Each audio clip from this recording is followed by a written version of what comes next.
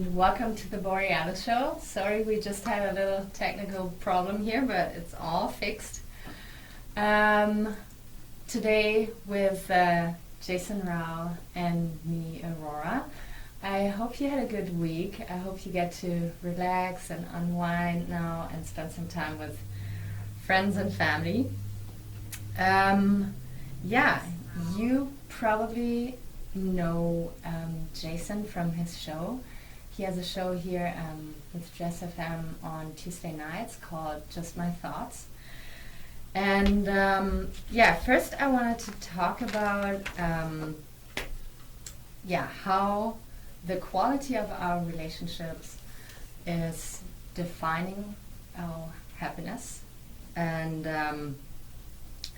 for instance, Jaeson is coming from Lethbridge. He's been around here for many years, and you probably know many things about him because of his show and maybe because you know him personally. I moved here 4 years ago, and I met quite a bit of people, and I realized Lethbridge is quite a small community where people know each other and form opinions about each other quite quickly, which is not like unusual for little cities like this. It's all over the world like this, I guess. But we form opinions about people quickly, and then we put them into a box, and when you've known them for a couple years, then you keep them stuck in there. And there's people who like to live that life and stay true to their little how do you say, cheesy, housey, boxy life. But there's people who grow and develop and are creative with how they want to live their life. And I find it quite sad how these people struggle a lot. Like, these people even have to hide at times and not speak about what they're doing because people would harshly judge them and not leave them out of their opinion box they built around them. So what I would like to challenge you this week, and maybe for the coming weeks, is that you pick at least one person and you just approach them with a complete open mind. Like, if you have known that person for a long time, and you don't need to tell them, you do it just for yourself. Just approach them with no dislikes, no likes, no opinions, and let them be. And you will see something really beautiful will happen, because this person will out of a sudden feel like they can express themselves more authentically and honestly, and you make them feel safe. And this in return will make you feel strongly connected to that person, and it's extremely rewarding, I find, when you know how to train your mind to stay open. And I know it's very hard because there's people out there who have their strong opinions, but you can pick their minds on like different topics and see how differently they react than you would expect. So it's actually a very fun and interesting experiment, I find. And it creates a feeling of belonging, and you feel understood, and I don't know, it's just a thought I want to put out there. And I read Jaeson's books, one book. He has 3 books here, but I read one for now, The Truth Behind the Lies, and it really touched me deeply, and not only because of his style of how he writes, but he really lets us look into his heart and his brain, and you can really follow him quite intimately on this journey. And that was very fascinating, and amazing for me and extremely brave from Jaeson, I find. And we don't agree on everything. Like, for instance, Jaeson knows that the moon has absolutely no influence on planet Earth and us human beings. And I know I live by the moon. I don't have a moon calendar, but I might get one soon. I feel deeply influenced by the moon. And we don't find that this is a reason to not talk to each other. And there might be a million other things that we don't agree, but that doesn't mean that we can support each other. Like, for instance, now we had a technical issue and I had to do this talk all over again, and he and his wife here were so supportive and cheering for me that I cannot thank them enough. And we have to be careful nowadays with having opinions. It makes you feel strong and it's nice for your ego. But at the same time, you push away people who don't have the same opinion. Yep. You team up with people who have the very same opinion, and that makes you feel great. But at the same time, you push away people who don't agree on this topic, but might be friends on another level, but you completely disregard it. So yeah, we want to talk about this today, and we also want to talk about nagging, nagging in relationships, and how to constructively criticize a man, because I tremendously suck at criticizing men. And why is it a difference to criticize a man and a woman?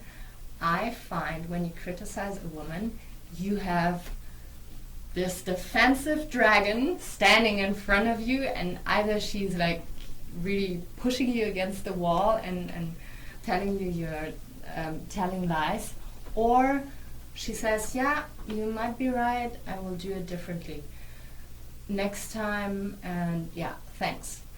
With guys, I find when you criticize them, then 95% of the time there is a shutdown happening, or an extreme feeling of I'm absolutely not enough, I never do it right, and yeah, it pushes the guy away right away, and I have no idea what's happening, and I didn't mean to hurt him. And maybe Jaeson can tell me tonight that I'm using like the wrong language, yeah, that I'm offending the guy actually, or I don't know. I know he will teach me something about that, hopefully. And then we also want to talk about divorce, because talking to Jaeson, I also realized that for a man it's very different than for a mom or a woman to go through divorce. And yeah, I'm very interested what his view is on this topic. And he also wrote a book. Can I show it? Absolutely. He also wrote a book to this subject, like how to not be an idiot when you get divorced. I love that title already. And it's very short, so there's no excuse to not read it. And I'm sure you don't talk about the bush here, around the bush, you get straight to the point. It's very to the point. Yes. In fact, the book is so short, in order for the book to even be legally published, they had to put extra blank pages in it to have enough pages I love it. to publish it. So I love it. No, that's very time effective then. You can read that book in an hour. Oh, probably. And That's then awesome. people say, but they read it like a little bit today and another part tomorrow and something in a week. So Awesome. Which is good when you're going through divorce. Very good, yeah. Because you don't have any time to waste when you go through divorce. Yeah, so my task for you this week, please pick one person, keep an open mind and experiment, see what happens. And now we dive into let's dive into nagging first. Nagging first. Nagging first, because I know you've got something to say about it. Yeah. So is that the relationship killer number one? Nagging is a relationship killer. Yeah. Whether you stay in the relationship or whether someone leaves, I think when there's too much nagging, the relationship dies in some capacity. Nagging, what you're considering nagging, comes from opinion or control or do this for me. And it doesn't have to be a woman on a man, it can be a man on a woman too. And nagging is basically when you get back to not accepting someone for who they are, not having compassion for that person. Yeah. You need to get this done. You need to do this. You said you were going to do it a week ago. You know, she didn't consider, or he didn't consider, that the kids had to go here, the car broke down, overtime at work, something happened and you were tired, there was an extra soccer game for the 7-year-old.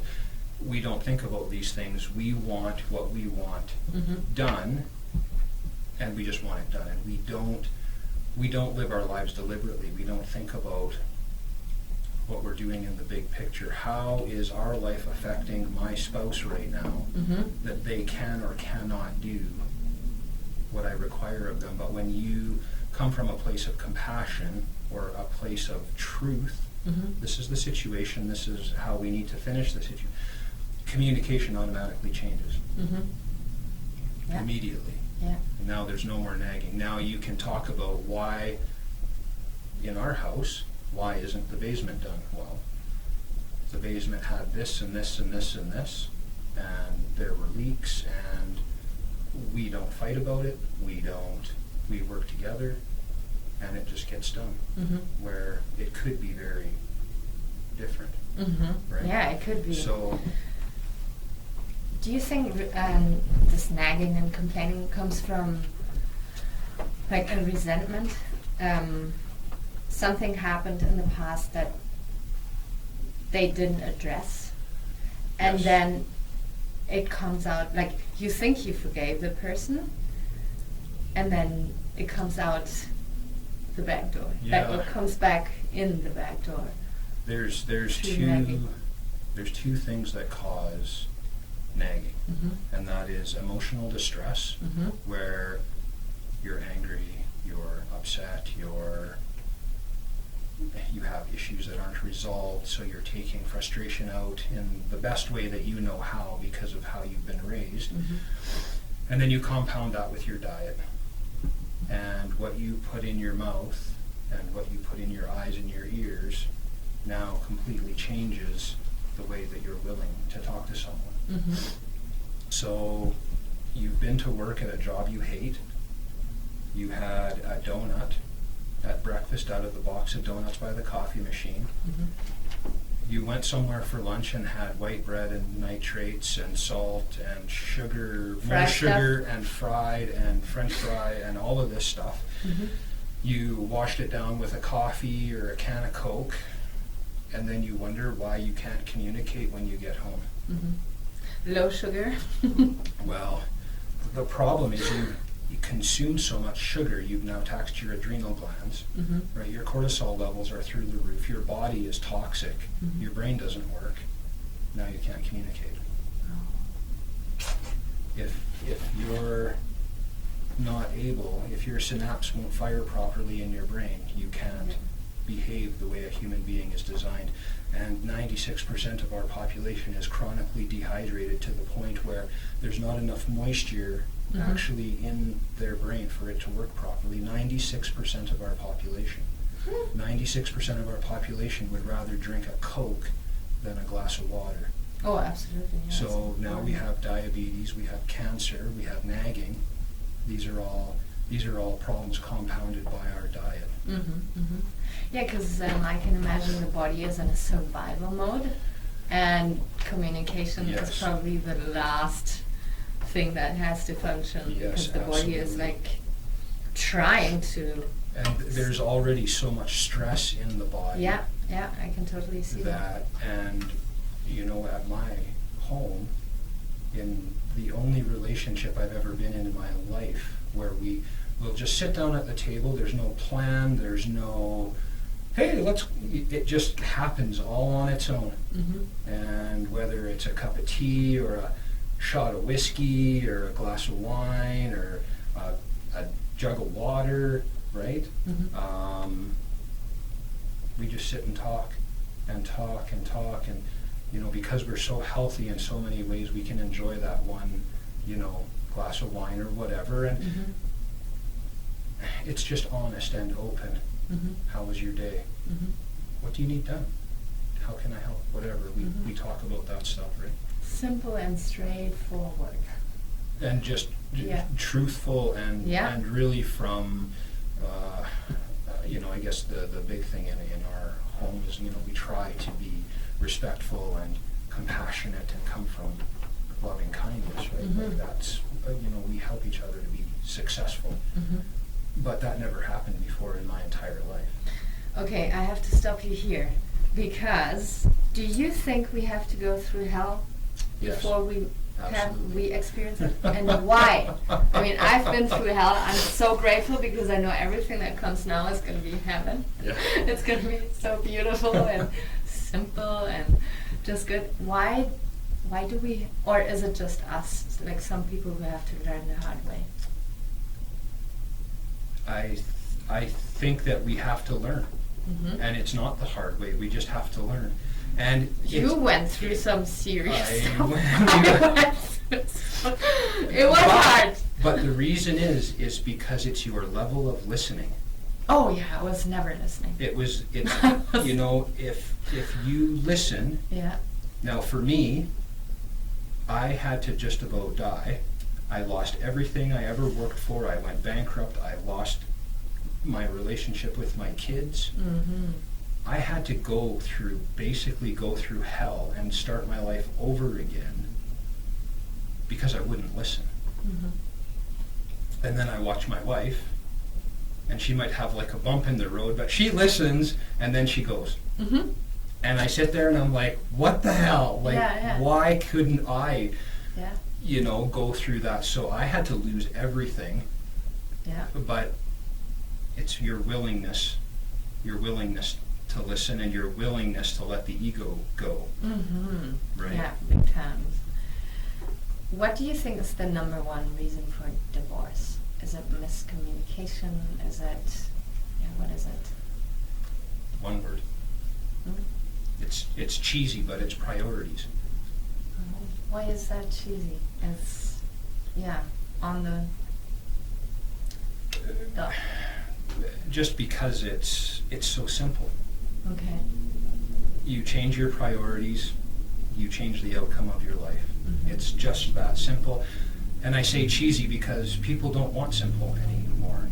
It needs to be difficult. There needs to be drama. Someone has to be hated. Someone has to be wrong. You have to be able to point your finger. You have to actually, in some cases, you have to be able to put a name to the drama, or it won't sit. Oh my God. That's how far we came. This is how far. Evolution. Yes. Evolution, yes. Yes. Yes. All right, so priorities. And so we start with our health. Yeah. I've already talked about what happens when you don't nourish the body properly. You already can't communicate. Now you're not getting enough sleep. Now you're watching too much television. Now you're glued into your device. You're not reading, you're not learning. You're watching celebrities and sports and all of the stuff that they put in front of us to make money. And so rather than thinking about your life and living your life deliberately, you're worried about your favorite player, your favorite team, how many wins they have this year, and if they're gonna, I see and I watch men worry more about their team winning whichever cup or bowl or whatever, and you wonder why they're not in a happy marriage, because they care about their favorite game or team more than their wife, more than their children. And if I can just interrupt shortly, and the man, that's from the man's perspective, and I can see the woman choosing the wrong way of communication to get to his brain that she wants him, she needs him, and she's accusative, she blames him and punishes him and physically. I feel so bad for women. Yeah, the way that you have been programmed, the way that they, I mean, you get hit harder than we do, I think, with all of your fashion magazines and all of your, you know, heartthrob magazines and all of this daytime drama on the like, it's super and hard. you know, you guys have to put up with, you have to look like these supermodels that, you know, eat and then go throw up and are on drugs, and you know, you're trying to, you know, so you have this vision that you need to be like, and most of them really, let's be honest, they're not that good looking, right? They're like skin and bones, and they just, you know, whatever, they don't even look like you could have a good conversation, but this is what you've been taught. And you guys don't want that. You guys don't want it. Well, we don't, but we've been taught that tall and blonde and skinny is what's beautiful. That's not true. I mean, a beautiful woman is just a beautiful woman. Yeah. But we've been taught certain things. But like I said, I think it's worse for women. You guys are hit hard with all your fashion and makeup and clothes, and it's, so you're stressed because you're trying to live an image that you'll never ever attain. So you're already angry at the world, and then Tom Cruise doesn't walk through the door. You're done. There's no You're man done. out there. You're done. Yeah, there's no one out there.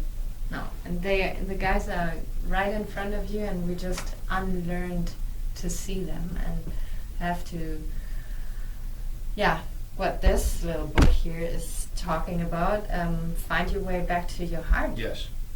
It's the journey to your heart, and if you find it, then you will meet people who are connected to the heart as well, and then you can communicate.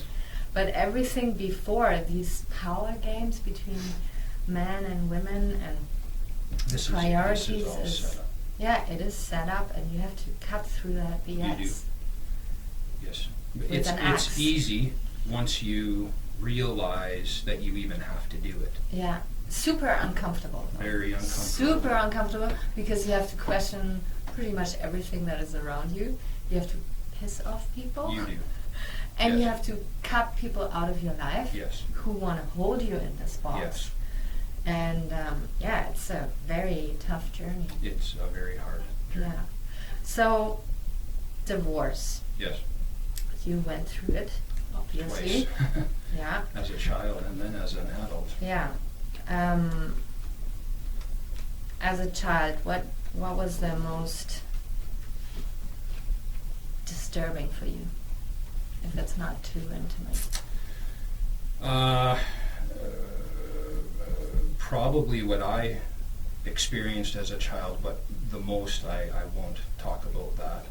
But I can say that there were too many disturbing things, and I saw before the divorce. What caused the divorce, or the divorce itself? Once I was older, I was able to understand the dysfunction that was going on before the divorce. Okay.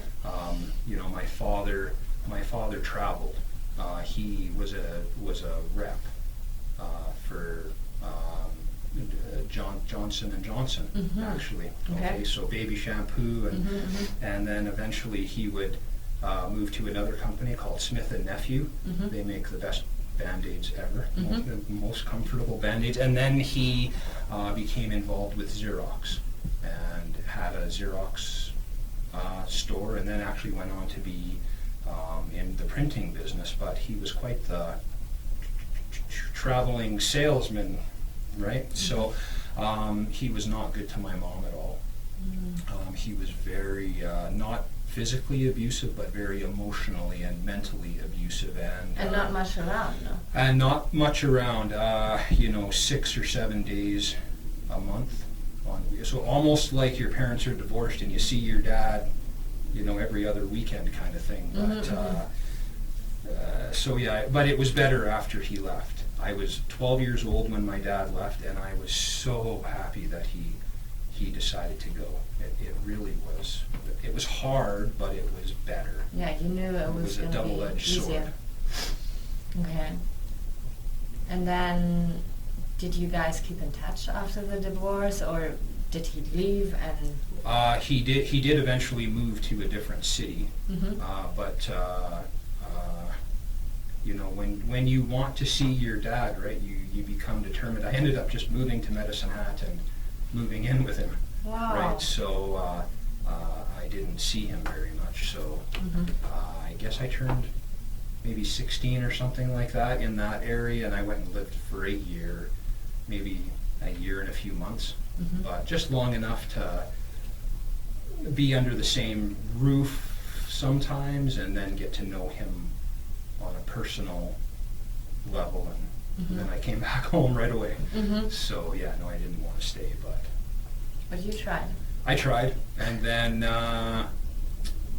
it wasn't until probably late 2014, as he was dying from terminal stage 5 throat cancer, and it was probably the last 8 months of his life we kind of talked and got things kind of straightened out, and there was some peace there when he went. So but it was hard to deal with those things and talk to him about those things, and divorce brings out the worst in people. Yeah, absolutely. May I ask, the terminal cancer, Yes. was that the initiative for you to talk to him and say, okay, there is a timeline, I have to jump on the train? Yeah. Otherwise you would have waited longer? Or maybe never Yeah, talked? probably never. Really? Yeah. That's Yeah, probably never. crazy. Actually, my father passing because of cancer, changed my life for the better. Yes, I can imagine that. Sometimes I think that it was the best thing that he ever did for me. Sometimes I almost feel like he's still around, and I almost feel like he did it on purpose to help me, right? Yeah. He wanted to see this book. Actually, he wanted to see that. Good. So, but whatever. It's hard, but I know he's watching. Yeah. Well, and you're making the best out of it. And there's this quote where they say, live as if your parents were not existing.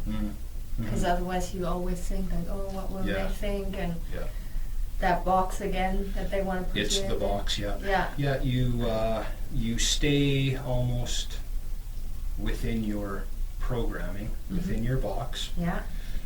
And there was some relief for me, right, with my father's passing, and certainly a change in maturity, a change in Making forgiveness choices. and letting things go. Yeah. Right? Because, like you said at the beginning of your show, pick somebody and change the way that you look at them. Take them out of the box that you put them in, and you'll find that if you've had to forgive somebody, you do that for yourself. Oh, yeah. You don't forgive someone else for them. You free yourself from prison Yeah. when you forgive someone. Yeah. And it's so hard to understand, but that's how it feels. Like it's a big relief and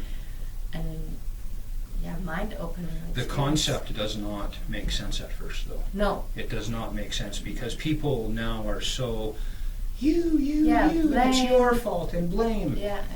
And so to say, if you forgive that person, it's freeing for you. But they did. And that's the first response. But they. Yes. Whoa. Yeah. And this is how we refuse to take responsibility for it's you. It's not someone else. It's you. Only in here. Yeah. Yeah. No, I totally agree. The father-son relationship is a very strong topic in your life Absolutely. today. But back then with your dad, how is it with a dad? Like, do you want to please him? Do you want to make it right? Or do you want to make it better? What is that? Or for every guy it must be different. I'm going to say that for every... But for you? Yeah, for every man it's different. It has to be. But for me, there did come a point where I just no longer cared. Mm-hmm. How did he make you feel about stuff you got done? Like, was he happy? Was he Did he cheer for you? Or was he like, no. This is still not enough? No. How did he motivate you? Well, he told me that he was proud of me more in the last, 2 weeks of his life than in my whole life before. So he was not necessarily that emotional dad that said, "I'm proud of you, good job." Mm-hmm. And that makes it hard on a kid when when you don't hear that from your father and your mom too. But in this case, right, it was more my dad that so. And so it is this not enoughness feeling that this grain he planted into you. I don't. You know what? I don't know if it's. Well, yeah, probably not enough. Yeah, that's probably a good way to describe it. Or you don't need approval at all. No, I didn't need approval when I was a kid. Once the divorce happened, but it was a different type of non-approval, right? Because with an absent father, when you're a boy, now it becomes, I just don't care about anyone, and I became a menace to society. Well, right? Yeah, you said so, because it's flipping around all of a sudden, because it was too much for too long, and then you just snap. Yeah. So that was your relationship with your dad. Then you became a father. Yes. Now I even met your wonderful son and musician, artist. Do you catch yourself at times doing the same thing with him? Or are you very aware of how you communicate with him? I do put a lot of thought into how I communicate with my kids, and I don't probably tell them I'm proud of you and I love you enough, but I do. Well, that's so better already. It's it's a night and day difference compared to what my dad. That's mom, evolution. That's how we. It is. Because your dad did probably do better than his dad did to him. No. It's very possible. It's very possible. There's been a breakdown in society for so long for money. I don't know when you would ever be able to pinpoint when that change happened, but somewhere along the way it was taken away from a man to act like a human being. And that's the simplest way to put it. I can remember growing up and being told, "Stop crying or I'll come over and give you something to cry about." At 47 years old now, I understand that a human being is an emotional, energetic, spiritual being. And even 5 minutes ago, talking about my father's passing, I almost started to cry. I know. I wanted to it's okay. Jess wanted to come. Wanted to hug you. Yeah. But you know what? It's perfectly normal for a man to need to cry. Yes, please. You release negative emotion. You get rid of that hurt, and they say that tears are cleansing the soul, right? Oh, absolutely. So,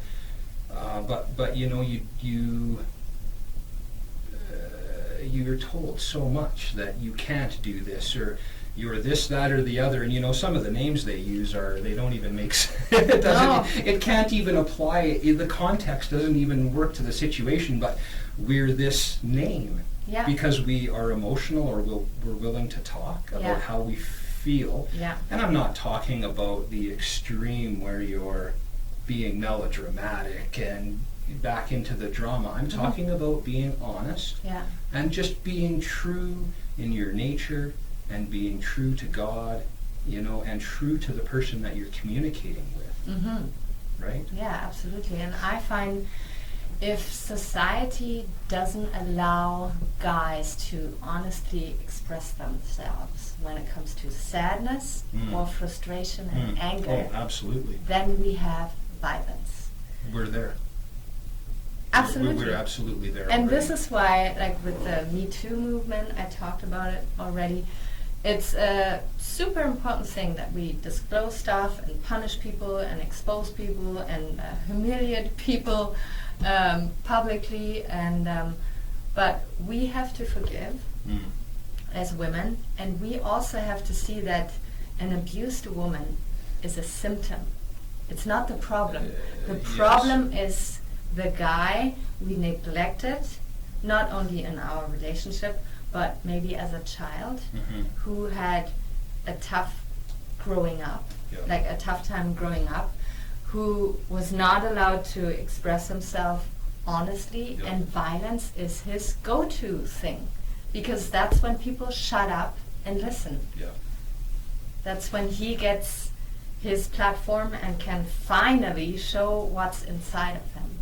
So, yeah, this constant saying of a guy is not allowed to cry or a guy is not allowed to do yoga even, it's insane to me, and it's just feeding into this violent and pornographic society that we have around us now. Going back to divorce, your own divorce, if you want to talk about it, what led you to write this book? Were you so frustrated that you didn't find the support you needed, or there's a number of reasons. This book came to be the first few years that we were going through our divorce. It was actually not bad. And then in August of 2008, something changed for her, and she got maintenance enforcement involved and stopped being willing to cooperate, and it just became you against me, and it was actually them against me. And for years I felt it was them against me, and eventually I would after I think it was 360 some phone calls and text messages to my kids that were never returned, I just finally gave up and said enough is enough. And so from 2008 until I guess 2012-ish, in that time frame, our relationship just was broken down completely, and it just dissolved. And that was hard. The hardest thing for me was to accept that a father was not allowed to be a part of his children's life, when they were boys especially, right? Because they need direction from a man. Oh, yeah, like both. So. And so you just, knew there's nothing else you can do. You did everything, and then you. So this is the hurt. This is the frustration. This is working it out into how it should have been. This is how it should have been, right? So 10 really quick things that we could have very easily done. We're both very healthy people. We're both very smart. We very easily could have done 10 simple things for our children. And I tried and I tried. And in fact, I actually tried so hard to make this divorce work. I became a certified restorative justice mediator in an attempt to learn how to communicate better. Oh. That's a very good outcome from a very sad reason. So, and with no avail. I was never able to ever communicate with her, unfortunately. But the boys are older now, and there's no reason to have to. I can help the boys now on their own terms without mom involved. They're old enough to. They don't need her approval now, so there's no real reason for us to have to communicate. So hopefully the boys will come around more, and I can spend more time with them, and so they can learn from my mistakes, and Yeah. But most importantly, I want them to learn from the relationship that I have with my wife. I want them to see what is possible. that example. Yes. Because I'm so proud of that. Yeah. This relationship, and and her children got to learn from it. Why can't mine? Right? Why can't my kids learn? They will. They just they take their time. I hope so. Yeah. I hope so. Yeah. You have to be patient, probably. Which is I'm trying really so hard to be hard. so patient, but yeah. You just have to. Yeah, because kids also, I mean, you know that from yourself. They want to make their own experiences. They do, and they need to. But if they see that you are in a good place, that is so valuable already. Because then they can go about their stuff. Otherwise, they have to worry about you and is he going to make it? And now you are in a good place, and just keep being a good example, and it's all going to go well. Beautiful. Constructive criticism. How do you receive, you have a very healthy and good relationship. How do you receive criticism today? How did you receive it in the past? How do I receive? Do you remember? His wife is sitting here in the chair, so he's like, oh, what can I say? She's wonderful. She really is, actually. And I probably don't receive sometimes the way that I should, but then it's never peaches and cream, right? You have to take the good with the bad. I wouldn't believe you. I would ask her if you wouldn't pull out some truths. Yeah, no. There's always good days and there's always bad days, and I take it like lumps and I take it like sugar some days, but and then you work it out. But and that's the thing though, is when the basis from the get-go, and you see that's the important is. It has to be from the get-go. It has to be what the intention is. Yes. Okay, the intention. It has to be what the intention is. Yes. The relationship has to have deliberate intention, which ours does. And we have goals, and we want to accomplish things, and we work together. And there's been days where I've had days off and I've worked on the house, and now she's had a few days off, and now she's just spent a few days doing what she does, working on the house. So you see, it's about teamwork, and it's about being a part of a relationship deliberately, and what can I do? So we have those days where we maybe had a bad day and we don't talk as well, but it always blows over. But it doesn't when the intention is not there. That's when, we've gone through things together that would have broken up another relationship. Oh, easy. That's so easy. Critical to say. Easy. Yes. There's other people that I know that if their marriage went through stuff that we've gone through, they'd be done. We come out stronger on the other side. Because you both know that this storm is going to build you stronger together. That criticism is intended to bring you together and not separate But you. there's also, you also have to, and we don't usually figure this out until after, but we always figure out that there's learning and growth every time. And probably one of the sayings around our house, around our home, that is said more frequently than anything when these times happen, is we have to remember you got to get through the moat to get to the castle. And in order to grow, you got to go through some hard days. And so we just do. Good. That's it. You're both on the same page, and that's why it's not breaking you guys when someone is like, wow, that's how these books got written. Yeah. I've been trying to write books since I was 32 years old. Never any success with these books until I had a partner in my life that was willing to work together, to work as a team. So you see, the way you approach your relationship will sometimes determine the success of your partner. That's how influential human beings are on each other. Yeah, That's and how connected we we are. forget it, and we Everybody forget it. forgets that. We forget it, and I find we women forget like the power of soothing, calming, relaxing a man, how important it is, and emotional support.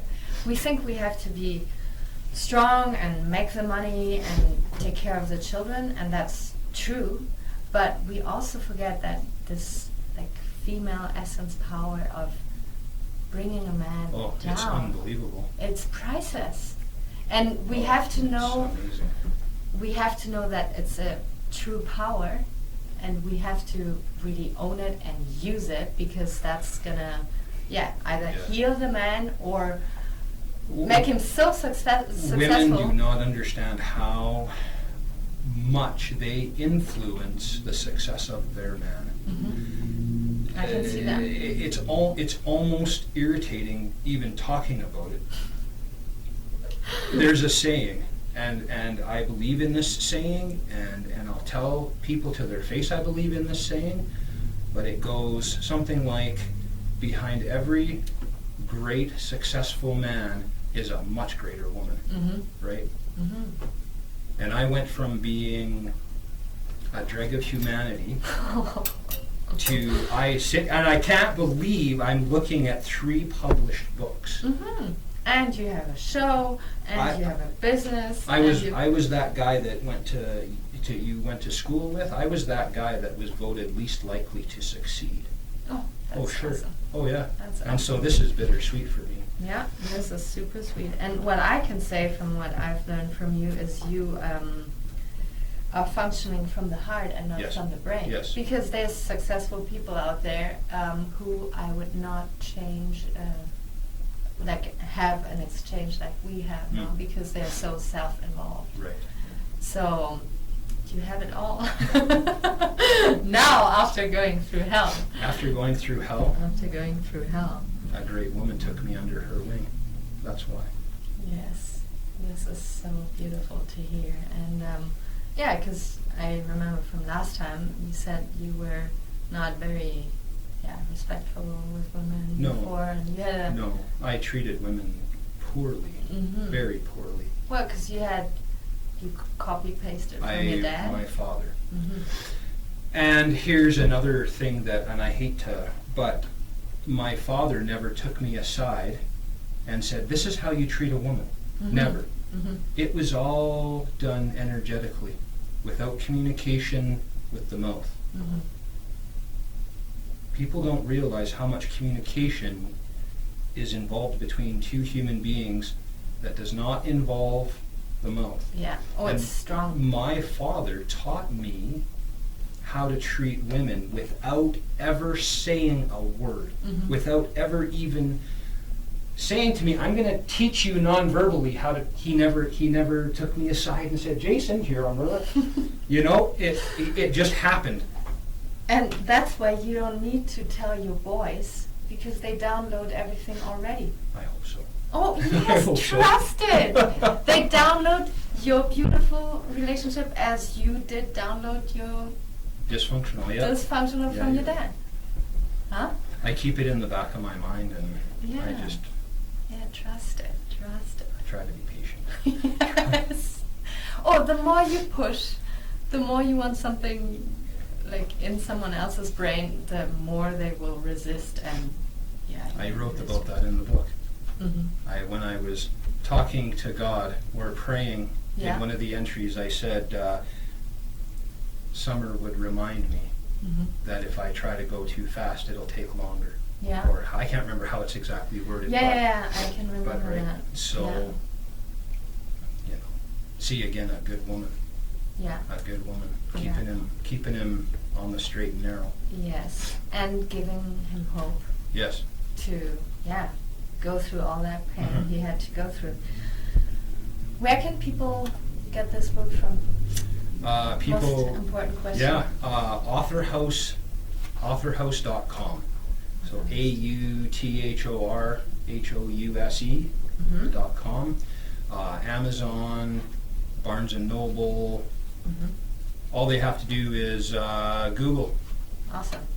the truth behind the lies. Yeah. Jaeson Rao, one man's journey through World War III. Yeah. No, very, very good. And I hope we have many listeners here who are interested in buying it. Yeah, and this one. Where do we find How to Not Be an Idiot When You Get Divorced? Same place. Oh, same. Authorhouse.com, Okay. Barnes & Noble. The third book is not available any longer, so you are one of the only people that have all three.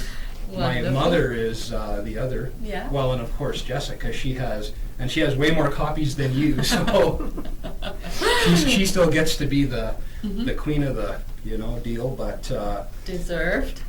Very, very, very much deserved. She, that conversation about how important a woman, she sacrificed a lot, and she, sometimes she says that, and I don't want to embarrass her with this, but she sometimes says that she thinks that she doesn't offer enough, and I'm like, yeah, no, she has given so much and to so many people, and even her job she gives to people, and then she is a wife that has helped create this. You know what I've heard today, that we are living from the left brain. Yes, we are. Right now. Yep, very left Logic, blah, blah, blah. Yep. And not so much from the right. No. And the future is going to be living from the right brain. Yes. Creative, emotional Absolutely. Intelligence and stuff. Absolutely. This is when, like the next coming years, this is going to be more valued. Yes. So your sweetheart will feel that she's doing way more than sure. she does now, because right now we live in a place where it's, you don't make money with that, and it's, you look down on people who do it, and emotional intelligence, who needs this, and it will all flip around, and then, girls like us will laugh hard. You'll be healthy, and feel we have a purpose again. You will feel like you have a purpose, and the level of conscious awareness on our home will change. Yes. And it'll be amazing. Yeah, it will be awesome. And Jaeson is a healer in the Greek mythology. I did not know that. Ha. I did not know that. Teach you something. Holy cow. It is the healer. No kidding. So does it make sense now? It's starting. There actually, my father told me something when he was passing. What did he say? Do you want to share?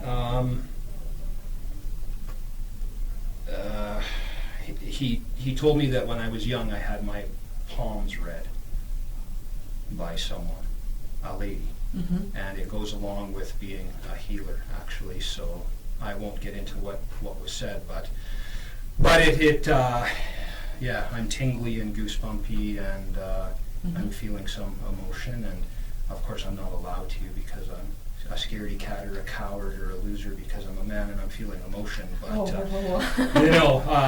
this is an amazing feeling, and for you to tell me, that, and then this is what is so wrong with society, that a man cannot feel something, But here you can. You can. With Jess, and you should, and yes, you should, yes. because it will change your life. It will, and it does, yeah. Man, thank you so much. I knew it was going to be super exciting again. Thank you so much for coming. My pleasure. Thanks for having me. Yes, and maybe one day Jess wants to come when I talk about goddesses. You definitely need to have her. She has so much knowledge. Yeah. And I had started this journey before her, but she has caught up. She's living it and emulating it, and I think women, I'm very proud of my wife, and women need to see that. That's what a great woman looks. That's what a great woman looks like. Yes. So I have her in my notebook here. Yes. No, you have to have her on the show. I will. Absolutely. And I wish you guys out there a wonderful weekend, a wonderful week. I will see you next Friday at 6:30 again. And yeah, I hope you enjoyed the show. And technical difficulties and all. I know, but we went through it.